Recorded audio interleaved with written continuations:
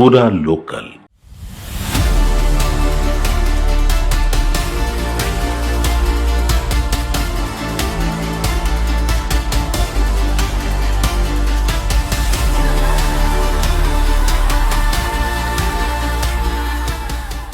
ఈ నెలాఖరున జరిగే అసెంబ్లీ శీతాకాల సమావేశాలకు రావాలని మాజీ ముఖ్యమంత్రి కేసీఆర్ ఫిక్స్ అయ్యారట. సమావేశాలకు తాను వస్తానని అధికార పక్షం ఎలాంటి ఎజెండాను ఖరారు చేసిందో చూసి ముందుకు వెళ్దామని పేర్కొన్నట్లు సమాచారం.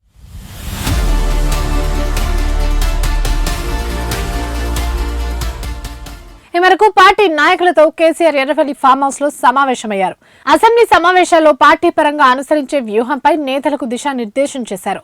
పాలమూరు రంగారెడ్డి ప్రాజెక్టు అంశంపై అటు అసెంబ్లీ సమావేశాల్లో ఆ తర్వాత కూడా క్షేత్రస్థాయిలో బలంగా పోరాటం చేద్దామని ఆయన స్పష్టం చేసినట్టు తెలుస్తోంది. కేంద్ర రాష్ట్ర ప్రభుత్వాల వైఖరి కారణంగా తెలంగాణకు అన్యాయం జరుగుతోందని ఆందోళన వ్యక్తం చేసినట్టు సమాచారం. పాలమూరు రంగారెడ్డి ప్రాజెక్టు అంశంపై అసెంబ్లీ సమావేశాల తర్వాత మహబూబ్ నగర్ సమీపంలోని మండల కేంద్రంలో భారీ బహిరంగ సభ నిర్వహించాలని నిర్ణయం తీసుకున్నారు. అసెంబ్లీ సమావేశాలు 15 రోజులుండేలా అధికార పక్షాన్ని డిమాండ్ చేయాలని సమావేశంలో నిర్ణయించినట్టు పార్టీ వర్గాలు తెలిపాయి.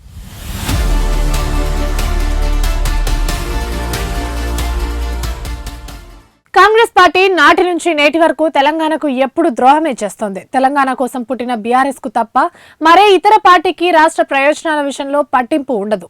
నీళ్ల ప్రయోజనాల విషయంలో కేంద్ర రాష్ట్ర ప్రభుత్వాల వైఖరిని ఎండగడదాం, ప్రజల్లోకి వెళ్లి ఉద్యమాలు నిర్మిద్దాం, తెలంగాణకు జరుగుతున్న అన్యాయాన్ని అసెంబ్లీ వేదికగా వివరిద్దాం, నీటి హక్కుల్ని పరిరక్షించుకుందాం, పాలమూరు రంగారెడ్డి ప్రాజెక్టుపై బీఆర్ఎస్ నుంచి పవర్ పాయింట్ ప్రెజెంటేషన్ ఇచ్చేందుకు పట్టుపడదాం, అధికార పక్షం ఎలా స్పందిస్తుందో చూద్దాం, దానికి అనుగుణంగా ముందుకు వెళ్దామని తాజాగా జరిగిన నేతల సమావేశంలో ఆయన చేసిన వ్యాఖ్యలివి.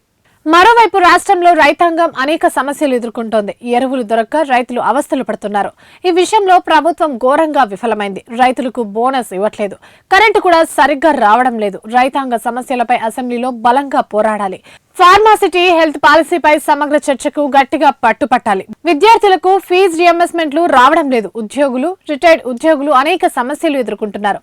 వీటన్నిటిపై అసెంబ్లీ వేదికగా కాంగ్రెస్ ను నిలదీయడానికి బీఆర్ఎస్ సిద్ధమైంది.